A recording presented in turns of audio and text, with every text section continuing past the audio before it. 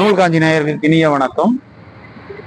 இன்னைக்கும் நம்ம என்ன செய்தி பார்க்க போறோம்னாங்க, அதே விவேக சிந்தாமணியில இருக்கக்கூடிய இன்னொரு சிறப்பு செய்தியை பற்றி தான் பார்க்க போறோம். இது ரொம்ப அருமையான செய்தி. இந்த விவேக சிந்தாமணியில நம்ம பார்க்கும் பொழுது உரையாசிரியர்களே தேவையில்லை. இந்த பாடல் என்ன சொல்றாங்க அப்படின்னா, பாடல் எண் 14. இந்த பாடல்ல எதெல்லாம் கெட்டு போகும்னு சொல்றாங்க, இதெல்லாம் நமக்கு உதவாம போயிரும், இதெல்லாம் நமக்கு கெட்டு போகும்னு சொல்றாங்க. எப்படின்னா, முதல் வரி சொல்றாரு பாருங்க, தன்னுடன் பிறவா தம்பி, தன்னுடன் பிறவா தம்பி, தன்னை பெறா தாயார் தந்தை, அந்நியர் எடுத்து செல்லும் அரும்பொருள். தன்னை கூட பிறக்காத தம்பி, தன்னை பெற்காத தாய் தந்தையர், பெரியப்பாவா இருக்கலாம், சித்தப்பாவா இருக்கலாம், யாராவது இருக்கலாம், நண்பனோட தாய் தந்தையர் யாராவது இருக்கலாம், இவங்களுடைய செல்வம் அரும்பொருள், அவங்களுடைய எல்லாமே அரும்பொருள் தான். அந்நியர் எடுத்து செல்வமும் அரும்பொருள் தான். பிறர்கிட்ட இருக்கக்கூடிய செல்வமும் நல்ல செல்வம் தான். அவர் அப்படிதான் சொல்றாரு. ஆனா எங்க இது வீணா போகுமா? இந்த அரும்பொருள்னா இதெல்லாம் அரும்பொருள் தான். எங்க வீணா போக ஆரம்பிக்குமா? வேசியின் மீது கொண்ட ஆசையினால் ஆரம்பிக்கும்ங்கிறார். ஒரு வேசினா உங்க எல்லாருக்கும் புரிஞ்சிருக்கும், உங்களுக்கும் புரிஞ்சிருக்கும். அந்த வேசியின் மீது நீங்கள் ஆசை கொள்வதனால் இதெல்லாம் என்ன ஆயிருங்க, பலன் தராது. உங்களையும் அழித்து உங்க கூட இருக்கிறவங்களையும் அழித்து விடும். மேற்கூட இந்த இடத்துல ஒரு வரி சொல்றாரு பாருங்க, எதனாலையும் அழிக்க முடியாத ஒரு செல்வம் இருக்குங்களாம். வள்ளுவர் கூட அதை நிறைய இடத்துல சொல்லுவார். அதுக்கு பெயர் கல்வி செல்வம்னு பேருங்க. அதாவது நம்ம இருக்கக்கூடிய பணம் போகலாம், பொருள் போகலாம், உறவுகள் போகலாம், நம்ம இருந்து எது போகாதுன்னா வள்ளுவர் என்ன சொல்லுவாருன்னா கல்வியை தான் சொல்லுவார்.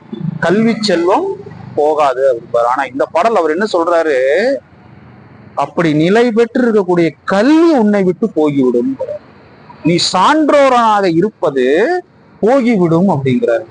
எனக்கு ரொம்ப ஆச்சரியமா போச்சு இந்த பாடல் பார்த்தா. எப்படி சொல்றாரு பாருங்க, மன்னிய ஏட்டின் கல்வியும் போய்விடும். மன்னியன்னா நிலை பெற்றன்னு அர்த்தம். நிலை பெற்ற கல்விதான் நிலை பெற்ற செல்வம். அந்த கல்வி போகிவிடும். அது எப்படியெல்லாம் போகுங்களாமா? அப்படி சொல்றாரு பாருங்க, மறுமனை ஆட்டி வாழ்க்கைக்கு இன்னவாம் கருமம் எட்டும்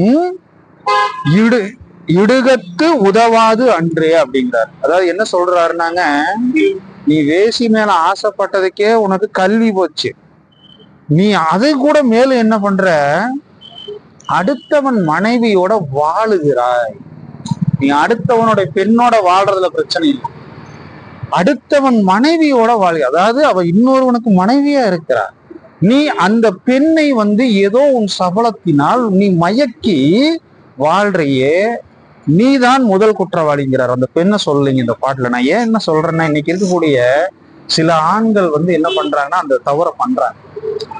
அந்த பக்கத்துல இருக்க பெண்ணுடைய நிலைமையை புரிஞ்சுக்காம அந்த பெண்ணுக்கு ஏதாவது ஒரு உணர்வுகளை தூண்டியோ ஏதாவது ஒரு தவறான செயல்களை செஞ்சோ அந்த பெண் கூட வாழ்றதுக்கு விருப்பப்படுறாங்க. அடுத்தவங்க பொண்டாட்டி கூட நீ அப்படி செஞ்சா என்ன ஆயிரும், இது இப்படி போயிருங்கிற. அது 8 வகையான கருமம் சேருங்களாமா. அப்படி அந்த 8 வகையான கருமத்தின் உங்களோட சேர்ந்ததுனால என்ன ஆயிரும், இந்த தூய ஆற்றல்னு ஒண்ணு இருக்குங்க. அதாவது நம்ம எப்பவுமே நம்மளை தாக்கக்கூடிய சக்திகள் 2 உண்டுங்க. அது நீங்க யார் ஏற்றுக்கொண்டாலும் ஏற்றுக்கொள்ளாவிட்டாலும் 2 சக்திகள் உண்டு. அந்த 2 சக்திகள்ல ஒண்ணு தீய சக்தி, ஒண்ணு தூய சக்தி எப்படியுமே இருக்குங்க. எப்படி ஒரு கரண்ட் எறிவதற்கு பிளஸ் மைனஸ் தேவையோ, ஒருவர் வாழ்வதற்கு பிளஸ் மைனஸ் கட்டாயம் இருக்கும்.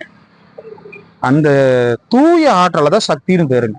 அந்த தூய சக்தி கூட உன்னை காக்க பலன் தராது அப்படிங்கிறார். அப்ப நீ வாழும் பொழுதே என்ன பண்ணுங்களாமா, நல்லவனாக, அறம் சார்ந்தவனாக, பிறருக்கு துன்பம் தராதவனாக, அதிலும் குறிப்பாக அந்த மாதிரி பெண்களின் மீது நீ ஆசை பின்னாடி போகாத, இன்னொருத்தன் மனைவியின் மீது நீ வாழன்னு ஆசைப்படாத. இதெல்லாம் இல்லாம இருந்தாலே உனக்கு இதனுடைய எதிர்பொருள் செல்வம் பொருள் என்னன்னு கேட்டீங்கன்னா, எல்லா செல்வங்களும் உனக்கு கிடைத்து நீ நல்வாழ்வு வாழ்வாய் அப்படின்னு இந்த பாடல்ல சொல்றாரு. இது போன்ற செய்திகளை கேட்பதற்கு எங்களோட இணைந்திருங்கள். நன்றி, வணக்கம். மீண்டும் சந்திப்போம்.